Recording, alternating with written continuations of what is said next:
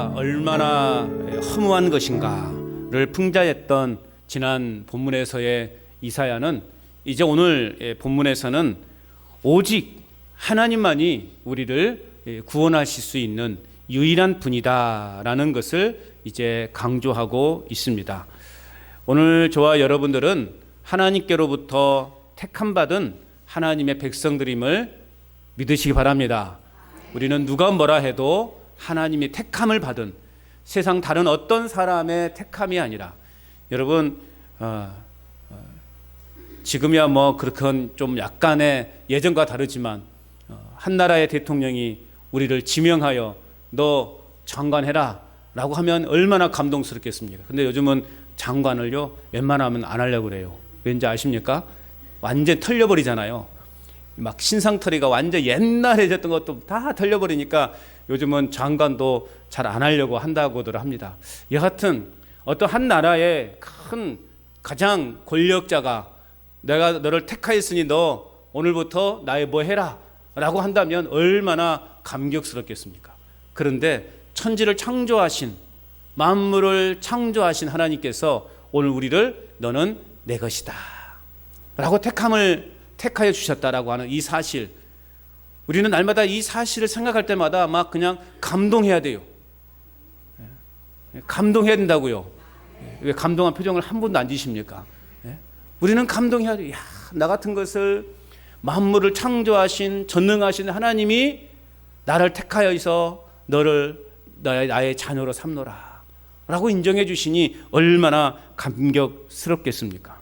그렇기 때문에 오늘 하나님의 백성으로서 우리는 하나님께 찬송과 존귀를 드리는 것은 너무나 당연하다는 것이죠. 왜냐하면 하나님은 우리를 위해 많은 역사를 행하셨기 때문에 그렇습니다. 그래서 오늘 본문은 뭐라고 말하고 있습니까? 하나님의 역사를 기억해라. 오늘 설교의 제목이 또 그런 제목 아닙니까? 하나님의 역사를 기억하는 삶. 하나님이 우리 인생 가운데 얼마나 놀라운 일들을 많이 하셨습니까? 내가 알든 모르든 하나님은 끊임없이 우리의 삶 속에 개입하셨고, 하나님은 우리의 삶 가운데 목자가 되어서 주인이 되어주셔서 우리의 삶을 인도해 오셨어요. 그러면요 이렇게 또 하나님을 따져 묻는 사람이 있었어요. 아니 하나님 무슨 소리 하는 것입니까? 내가 10년 전에 그렇게 힘들고 어려운 시절에 도대체 하나님은 뭐하고 계셨는데 그런 말씀을 하십니까? 라고 그렇게 따져 묻는 사람도 있을 거예요. 그렇지 않겠습니까? 내가 몇 년 전에 그렇게 힘겨울 때 도대체 하나님은 뭐하고 계셨습니까? 왜 우리 가정에 그럼 그렇게 큰 어려움을 주셔야만 됩니까? 라고 그렇게 하나님 앞에 따져 물을 수도 있어요. 어떤 사람이 인생의 정말 절박한 상황에서 먼 수평선을 바라보고 있을 때 주님이 그에게 말씀하셨어요. 내가 너와 함께 했다. 그런데요 이 사람은 따지는 거예요.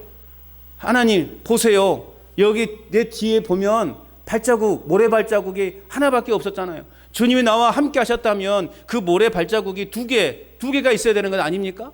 그런데요 하나밖에 없는데 도대체 하나님이 나와 언제 함께 하셨단 말입니까? 라고 그렇게 따져 물었어요. 그때 주님이 그렇게 말씀하셔요. 야, 발자국이 하나 있을 때는 네가 너무나 힘겨워서 내가 너를 업고 걸어왔단다.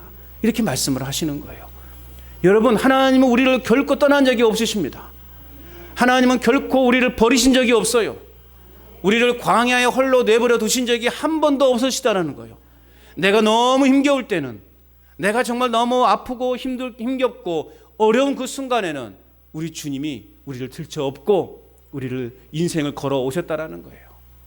이러한 믿음이 진짜 믿음인 것입니다. 그러므로 우리는 그동안 하나님이 우리 인생의 역사 가운데 하셨던 그 모든 일들을 기억해야 되는 것입니다. 그 일들을 기억했다면 오늘 뭐라고 말하고 있습니까? 돌아오라. 돌아오라.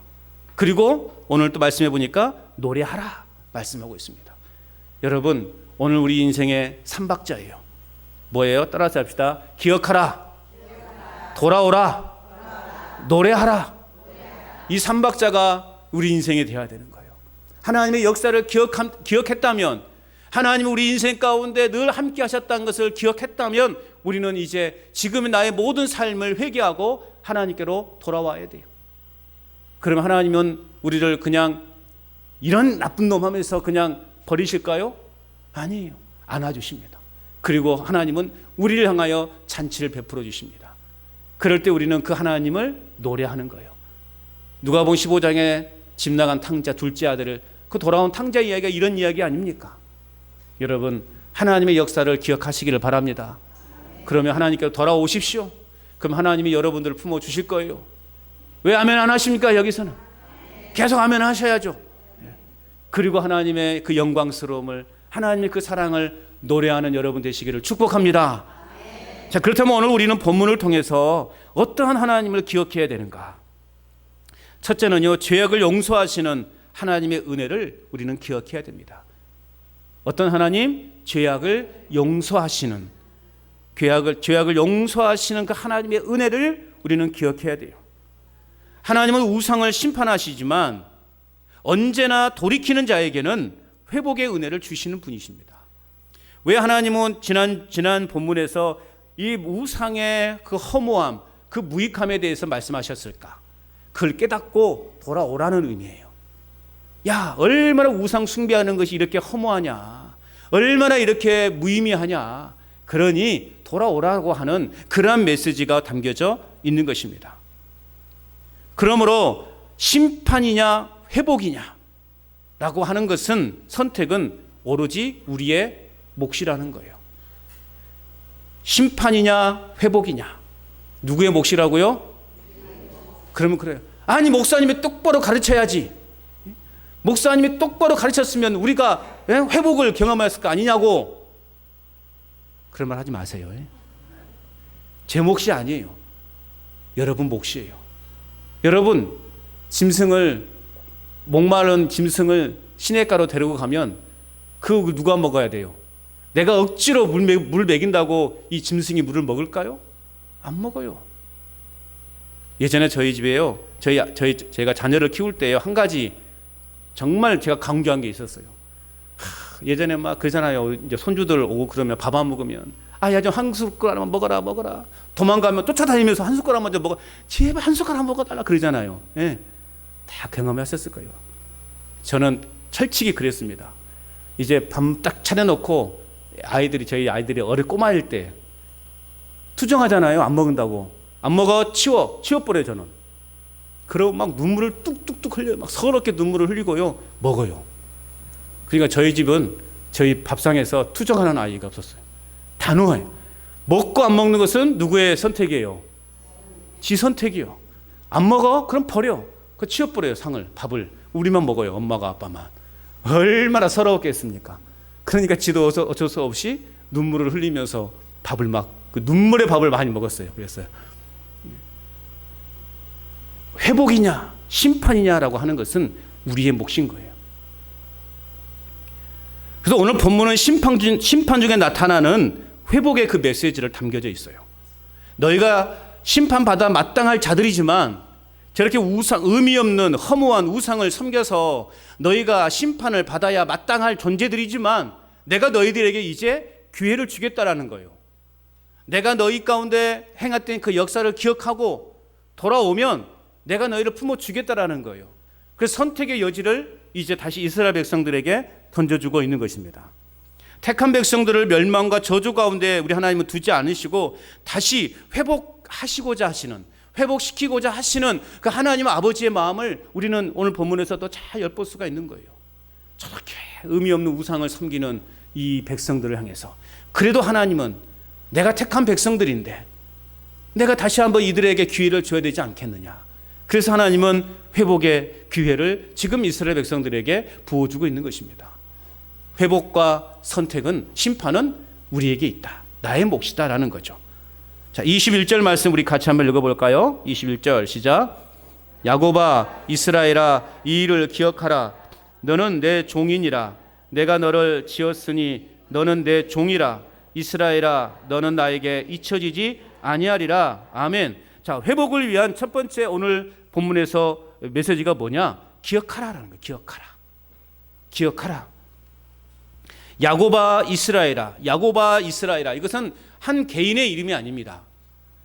야곱이라고 하는 이름은 한 개인을 넘어서 이스라엘 백성 전체를 가리키는 용어입니다. 그래서 여러분들이 이제 구약을 읽다가 야고바라는 표현이 나오면 이것은 그냥 야곱 한 사람을 향한 이야기가 아니라 이스라엘 전체를 말하는 것이다 라고 그렇게 이해하시면 됩니다.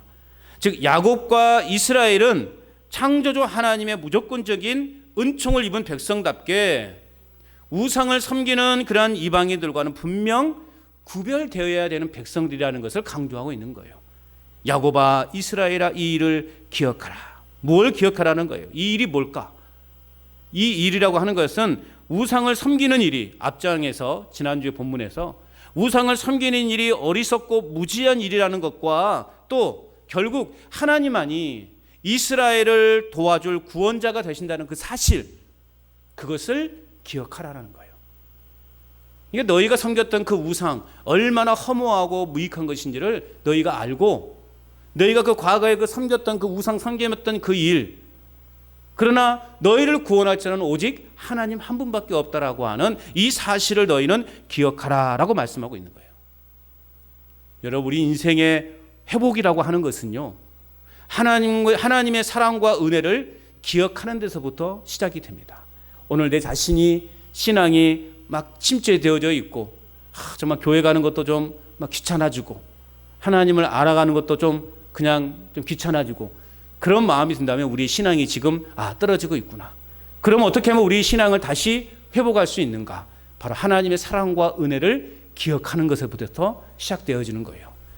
과거에 나 같은 것을 하나님이 그래도 나를 택하여 주셔서 이제 하나님의 교회로 인도해 주셨다라는 그 사실, 그 과거의 일을 기억하는 것, 거기에서부터 시작이 되는 것입니다. 그래서 우리가 보통 이야기하잖아요. 처음 사랑을 회복하라. 하나님과 만났던 그 첫사랑을 회복하라. 사람과의 관계에서도 마찬가지죠. 처음에 그 기대감 속에서 만났던 그때를 기억하는 것, 그때부터가 회복의 시작이라는 것입니다. 하나님이 우리를 얼마나 사랑하셨는지, 하나님이 나 같은 것을, 여러분 하나님의 기적은 날마다 우리는 거울을 보면서 경험해야 돼요. 거울을 보면서 여러분 무슨 생각하십니까? 아따 왜 이렇게 예뻐졌다냐, 이거 어쩌냐, 내 주름이 하나 더 들어가고 흰머리도 더 들어가는구나. 그렇게 탄식하지 마시고 여러분 거울을 보실 때마다 하나님의 기적이 여기 있다, 하나님의 기적이 여기 있구나, 그렇게 생각하셔야 되는 거예요. 거울을 보면서 뭐라고 하라고요? 할렐루야. 거울을 보면서 여러분 얼굴을 그냥 꾸미는데 보지 마시고 여러분 이제 안 꾸며도 돼. 안 꾸며도 충분히 이뻐요. 꾸밀 필요 없어. 거울을 왜 보느냐? 하나님의 기적을 보기 위해서 우리는 거울을 보는 거예요. 생각해 보시라고요. 나 같은 것이 지금 이곳에 앉아 있다라는 거 기적 아닙니까? 저는 기적이라고 생각되어져요. 예수와 전혀 상관없는 우리 집안 가문이거든요. 제가 일대예요. 일대. 예수 믿는 거 일대란 말이에요. 이런 집안에서 목사까지 되었으니 이건 기적 중에 기적 아닙니까? 거울을 볼 때마다 그런 기적을 생각해요. 우리는 하나님의 그 역사, 하나님의 받은 은혜와 사랑을 기억하는 데서부터 우리 인생의 회복이 시작이 되어진다라는 거예요. 그래서 오늘 나의 사랑 이스라엘, 나의 종들아 내 말을 들으라. 우상은 헛된 것들이다. 하나님의 종들인 너희들은 우상을 숭배하면 안 돼. 하나님의 종들답게 너희들은 살아야 되는 거야. 그리고 하나님을 기억하라. 내가 너를 잊지 않겠다. 오늘 보세요. 21절 마지막 절에 뭐라고 되어 있어요? 너는 나에게 잊혀지지 아니하리라. 할렐루야. 얼마나 은혜스러운 말씀입니까? 너는 나에게 잊혀지지 아니하리라. 우리는 하나님의 기억 속에서요 잊혀지지 않은 존재가 된다. 누군가가 나를 계속 기억하고 있다면, 여러분 사람은요 아무리 은혜를 입어도요 그냥 아주 큰 은혜 말고 대충 어느 가까워서도 시간이 지나면 그 사람에 대해서 잊혀지기 마련이에요. 제가 이렇게 한참 이렇게 교육전도자 시절에 우리 중고등부 아이들과 그냥 8년 동안 막 그렇게 몸을 비벼가면서 막 고3 기도회를 인도해 오고 밤새도록 기도하고 그렇게 8년 동안 인도했던 아이들 지금 숫자 따져보면 거의 한 100명 가까이 되거든요. 그런데 그들은 이제 기억 속에서 아마 잊혀졌을 거예요. 그때만 해도 막 그냥 존경합니다. 막 편지를 보면 정말 눈물 나고 막 닭살이 돋고 그래요. 그런데 지금 막 그들의 기억 속에 과연 저라는 존재가 몇 명이나 남아 있을까? 한동안은 막 쟤들도 이제 막 대학교 다니고 그럴 때는 연락도 자주 오고 그러더니 이제 얘들이 사회생활하고 결혼하고 자녀를 낳고 하면서부터 이제 저라는 존재가 그들의 기억 속에서는 점점 지워져 가는 존재가 되겠죠. 사람의 관계는 그러는 거예요.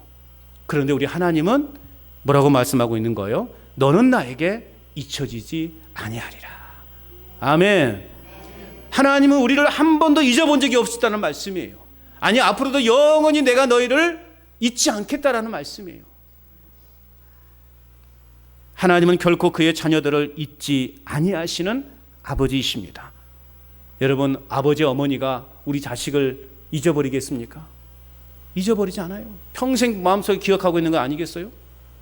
이스라엘 백성은 죄로 징벌을 받아서 바벨론의 포로로 잡혀갔어요. 수십 년이 지난 동안 그들은 하나님께서 그들을 잊어버리셨다고 또 본인들을 버리셨다라고 그렇게 생각했어요.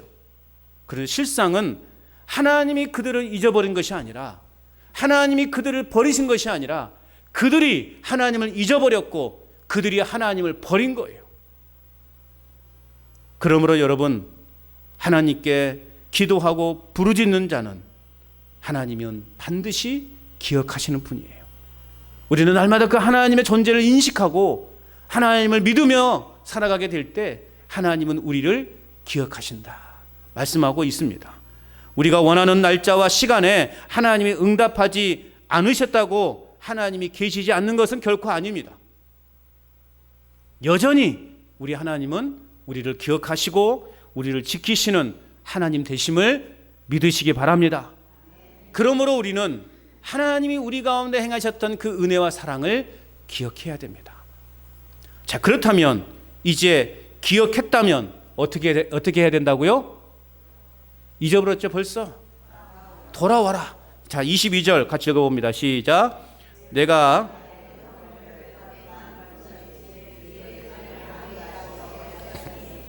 너는 내게로 어떻게 하라? 돌아오라. 왜요? 내가 너를 구속하였습니다. 할렐루야.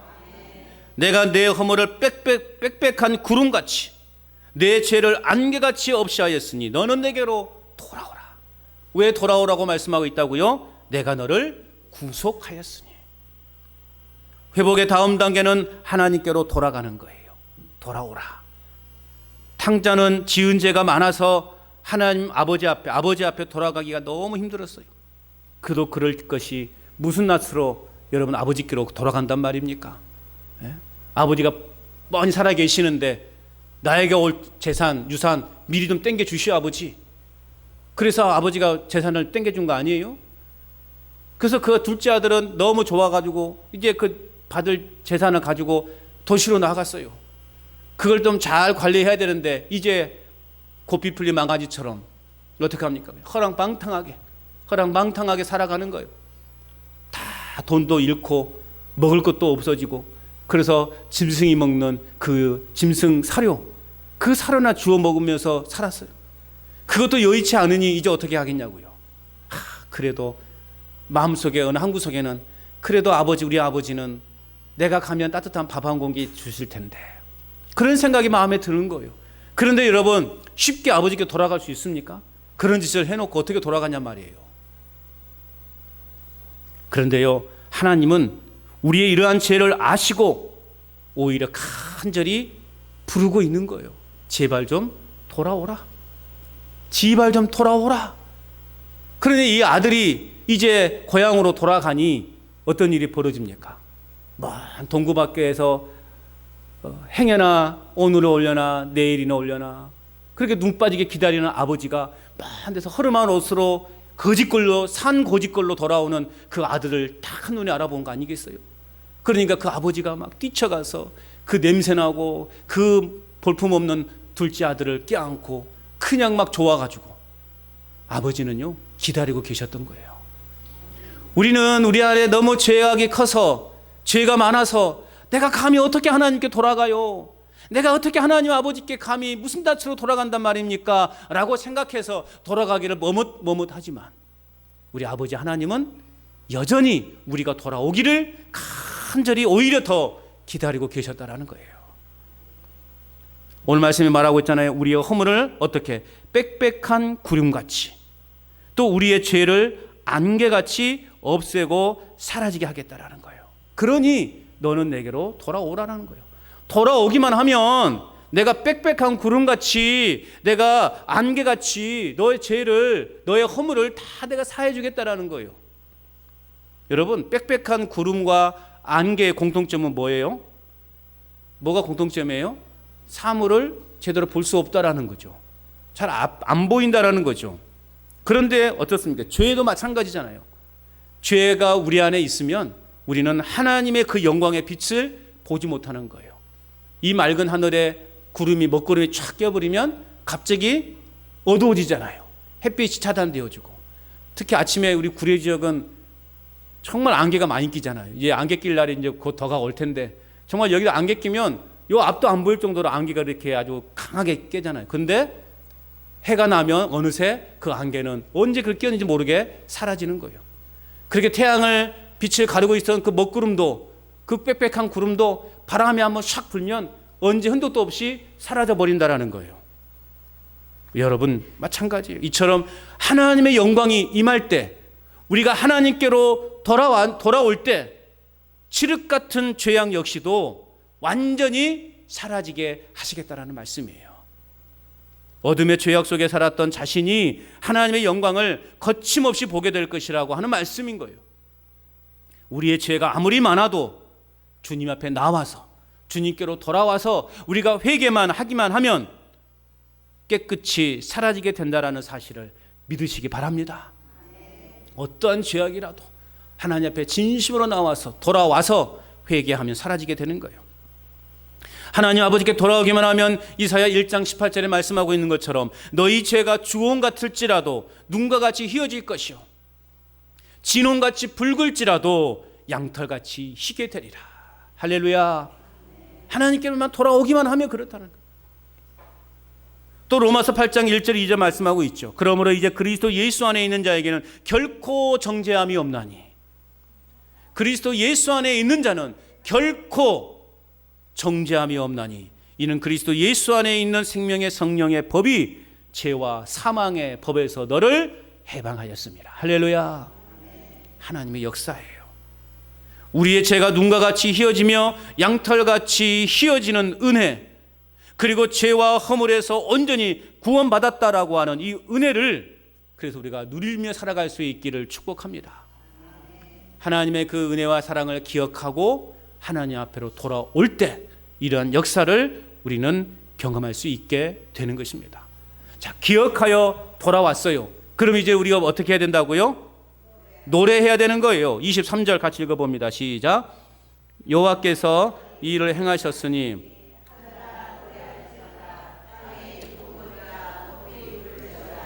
산들아 숲과 그 가운데 모든 나무들아 소리내어 노래할지어다. 여호와께서 야곱을 구속하셨으니 이스라엘 중에 자기의 영광을 나타내실 것이미로다. 아멘. 자, 회복에 대한 세 번째 메시지는 뭐냐? 하나님께서 이루실 구속의 역사를 생각하고 노래하라 라는 것입니다. 예수를 믿는 사람들의 특징은 뭐냐? 기뻐하며 찬양하며 춤추는 것이어야 되는 거예요. 우리의 인생에 심각하고 또 낙심하는 것은요, 잠깐이어야 돼요. 그런데 우리는 어떻습니까? 실망하고 낙심되는 것이 더 길죠. 맨날 실망하고 맨날 낙심하고 맨날 절망하고 맨날 불평하고, 이게 우리의 삶의 모습 아닙니까?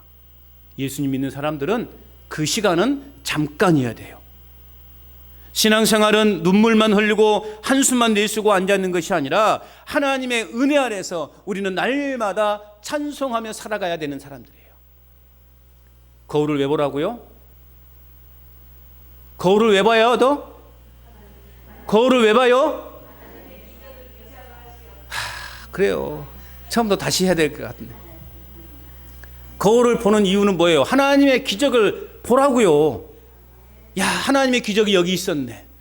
자, 하나님의 기적을 보았다면 우리는 어떻게 해야 돼요? 하나님을 찬양해야 되는 거예요. 하나님이 나와 같은 자를 구원하셔. 예수님이 좋은 걸수. 어찌합니까? 예수님이 좋은 걸 내가 어떡하냐고요. 우리는 이렇게 노래해야 된다고요. 우리의 삶에서 언제나 밝고 건강하고 희망적으로 살아가는 사람이 예수님 믿는 사람들이에요. 우리 교회도 그래서 어떻게 해야 되느냐?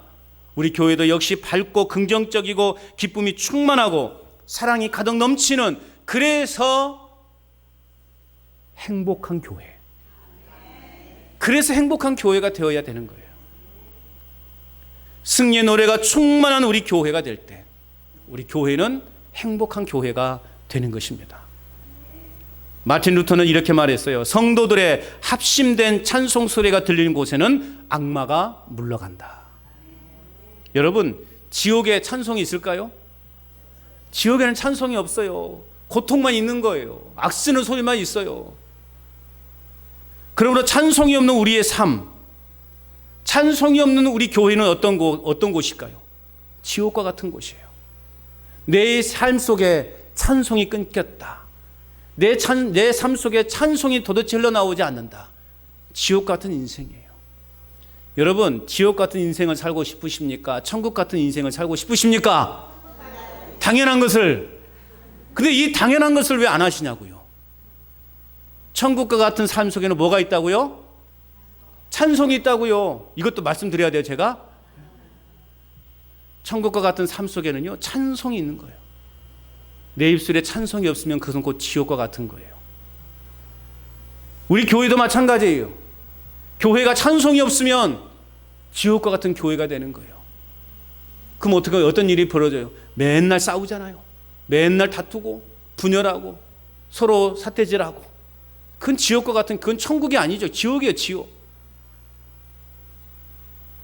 이번에 이렇게 이제 교단 총회를 했는데 그런 문제가 많이 있었더라고요. 재판국에서 교회가 이렇게 싸우고 그러면서 재판하고 세상 법정으로 나아가도 그걸 또 인정하지 않고 또 다시 번복하고 이런 일들이 계속 있더라고요. 그게 어떻게 천국과 같은 교회입니까? 지옥이지. 찬송은 하나님 가까이 있는 자들에게만 주어지는 축복과 특권입니다. 그 축복과 특권을 버리지 마십시오. 그 축복과 특권을 우리는 날마다 우리 삶 속에서 누리며 살아가야 되는 것입니다. 그래서 오늘 말씀하고 있어요. 하늘이여 노래하라, 땅의 깊은 곳들이여 높이 부를지어다. 높은 하늘도 노래하고 땅의 깊은 곳, 낮은 곳에서도 노래하라고 말씀하고 있어요. 또 산들아, 숲과 그 가운데 모든 나무들아 소리내어 노래할지어다. 여러분, 너무 기쁘면요, 내 자신만 노래할 뿐만 아니라 산도 노래하고 들도 노래하고 숲도 노래하고 나무도 노래하고 하늘도 노래하고 함께 노래하자고 외치고 싶어 하신다는 거예요. 여러분, 그렇지 않습니까? 그냥 집안에 좋은 일이 생기면 우리 아들이 어디 좋은데 취직하고 좋았다 그러면 얼씨도 그냥 그걸 좀 하나님의 그 은혜를 좀 생각하면, 이스라엘의 구원의 역사가 너무나 놀랍고 기쁘니 오늘 성경에서 뭐라고 말하고 있어요? 이스라엘 백성만 기뻐 노래하지 말고, 결국 오늘 산도 노래하고 들도 노래하고 숲도 노래하고 나무도 노래하고 하늘도 노래하라는 의미는 뭐예요? 너희만 기뻐 노래하지 말고 만물에게도 너희도 노래하라. 우리만 노래하는 것이 아니라 이 땅의 모든 만물이 다 살아계신 그 하나님을 노래하라 라고 하는 말이에요.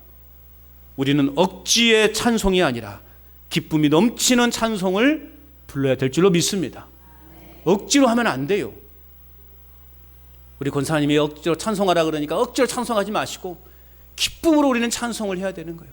누군가 시켜야만 하는 찬송이 아니라 우리는 그냥 기쁨으로 자원하는 마음으로 하나님의 그 영광스러움을, 내 삶 속에 놀라운 기적의 역사를 행하신 그 하나님을 우리 날마다 찬송하는 삶을 살아가야 되는 것입니다.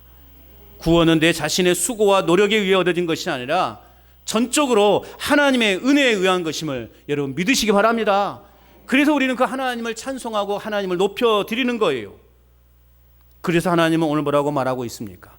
기억하고 돌아오고 노래하라 명령하고 있습니다. 시작. 기억하라, 돌아오라, 노래하라. 한 번 더. 기억하라, 돌아오라, 노래하라. 이따 또 물어볼 거예요. 한 사람씩 물어볼까? 정신 바짝 드시게. 아무튼 나의 죄를 사해 주시고 하나님의 자녀로 안아주시는 그 하나님의 은혜의 역사를 우리는 기억하며 날마다 죄악에서 우리를 구원하신 그 하나님께로 돌아와서 그 하나님을 날마다 찬송하며 살아가는 저와 여러분 될 수 있기를 축복합니다. 또한 우리는 어떤 하나님을 기억해야 되는가? 두 번째는요, 세상을 회복하시는 은총을 기억해야 돼요. 사실은 오늘 제가 여기까지만 본문을 할까라고 했는데 그럼 좀 아쉬울 것 같아서 28절까지 그냥 해버렸어요. 두 번째는 세상을 회복하시는 은총, 그 하나님을 기억해야 돼요. 여러분, 우리가 날마다 하나님을 찬양하며 살아가야 되는 이유가 뭐냐? 하나님이 바로 창조주이시기 때문에 그렇습니다. 자, 24절 말씀 같이 읽어볼까요? 시작.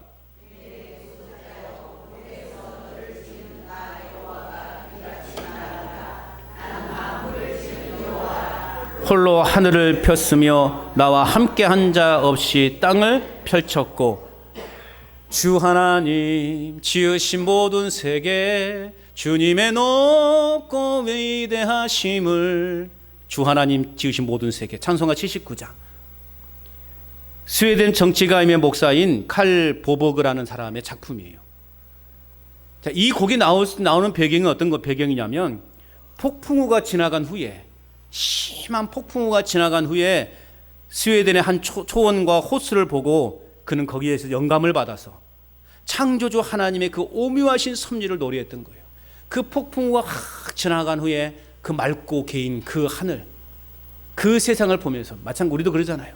폭풍우 한번 확 지나가고 나면 비록 그때는 정말 막 우리가 어찌 될 것처럼 두렵고 떨림이 있지만 지나가간 이후에 보면 하늘이 맑아지고 세상이 좀 환해지는 것을 좀 경험하게 됐잖아요. 자, 그걸 보면서 창조주 하나님의 오묘하신 섭리를 그는 노래했습니다. 여러분, 이스라엘의 구속자는 오늘 저와 여러분들을 선택하신 그 하나님은 만물을 지으신 여호와 홀로 천지를 창조하신 분이십니다. 하나님이 만물을 창조하시는 데에는요, 그 어떤 협력자도 필요 없으셨어요.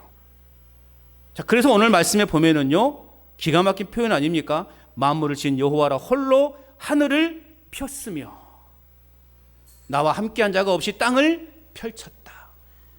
하나님 당신의 손으로 하늘을 펴시고 땅과 하늘을 펼치시는 분이라는 거예요. 이게 우상과 달라요. 우상은 사람의 손에 의해서 만들어진 존재잖아요. 그렇죠? 스스로 존재하지 않아요. 그리고 그 우상이 뭘 할 수 있었습니까? 아무것도 한 거 없어요. 나무 목석이 뭘 하겠냐고요. 그런데 우리 하나님은 스스로 계신 분이시고 그 스스로 계신 하나님은 하늘을 펴시고 땅을 펴셨대요. 누구의 협력자도 없이 하나님 스스로가 그렇게 하셨다라는 것이죠.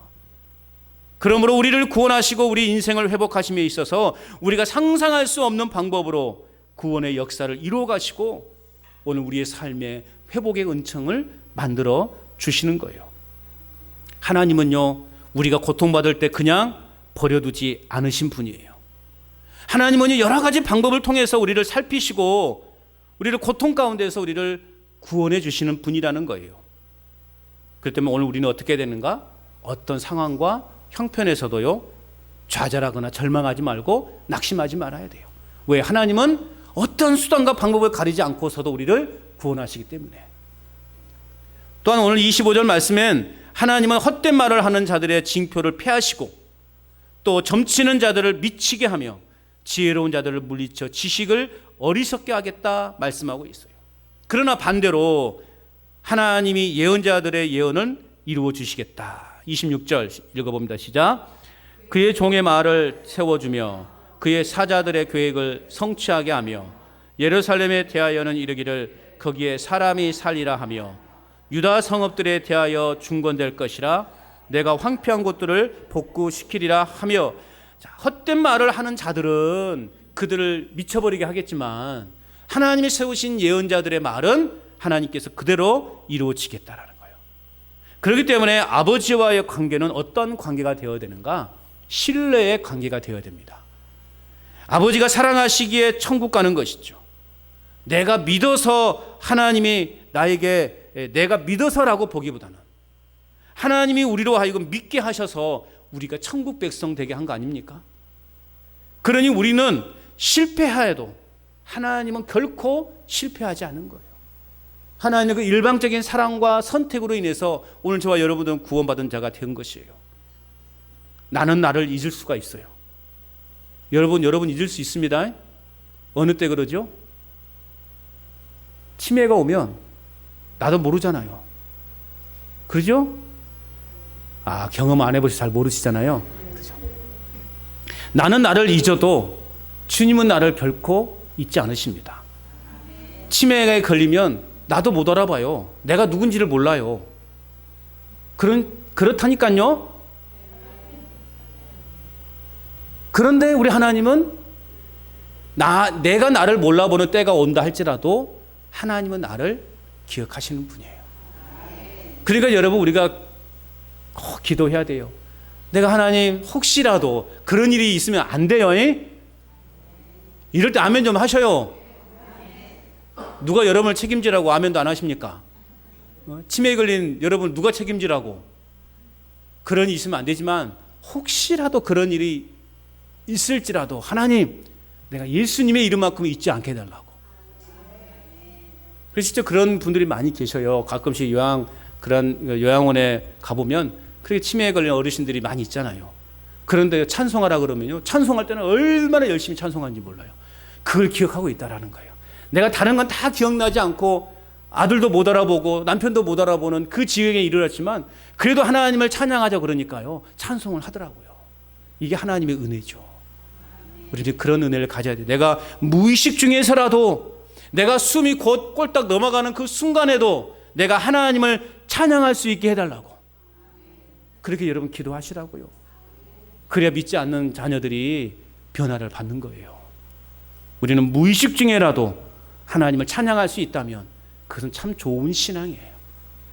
나의 창조자이시고 구속자이신 하나님을 믿는 그 믿음이 영원히 변하지 않는 그런 믿음의 삶.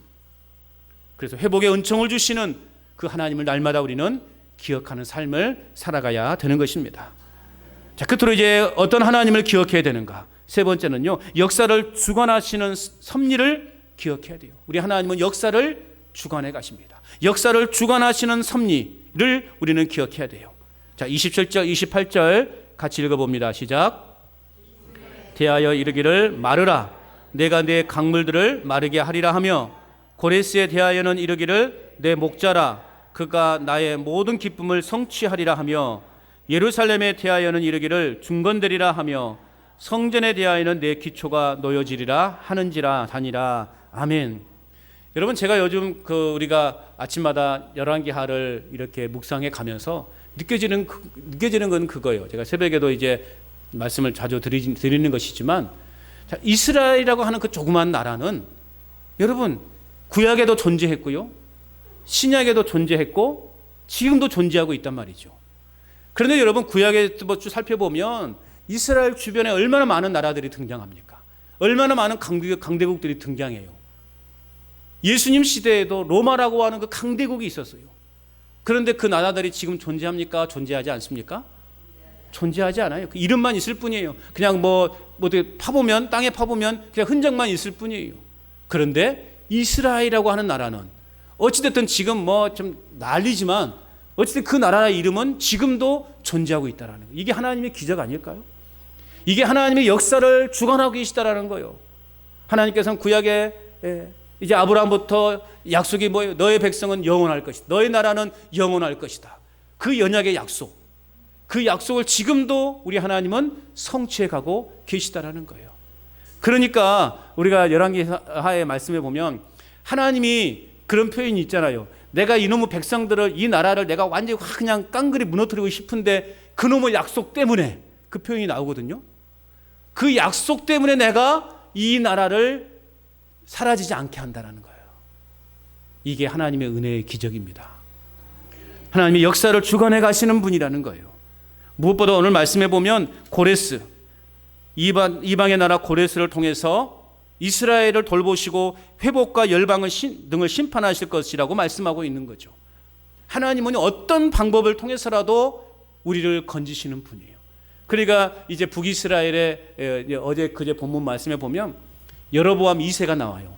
북이스라엘에서 가장 강성한 국가를 이뤘던 여로보암 2세 41년을 통치하게 되는데 가장 부강했던 그 나라인데 그와 함께 가장 타락했던 시대입니다.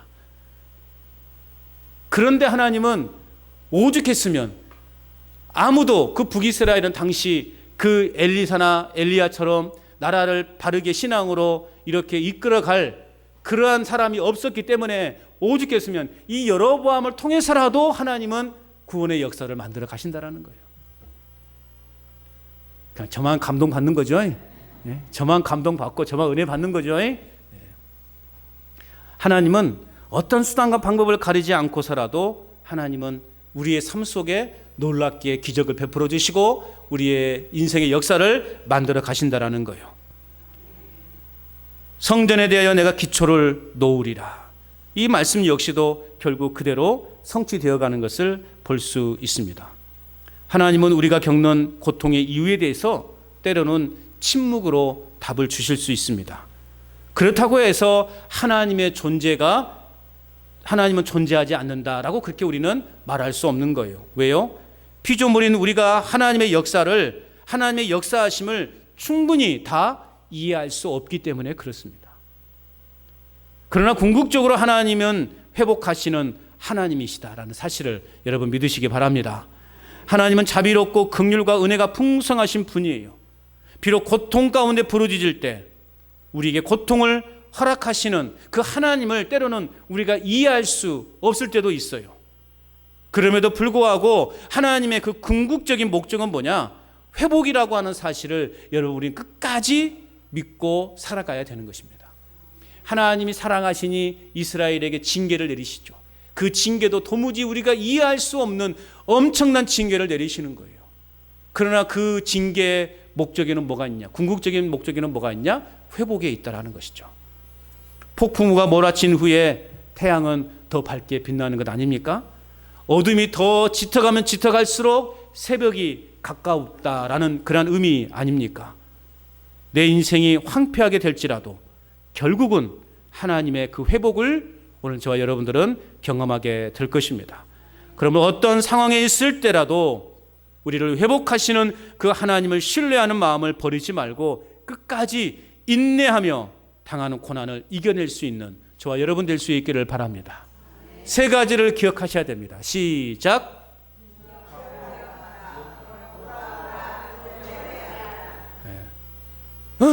돌아오라. 라. 자, 시작. 아멘. 한 번 더 시작. 기억하라, 돌아오라, 노래하라.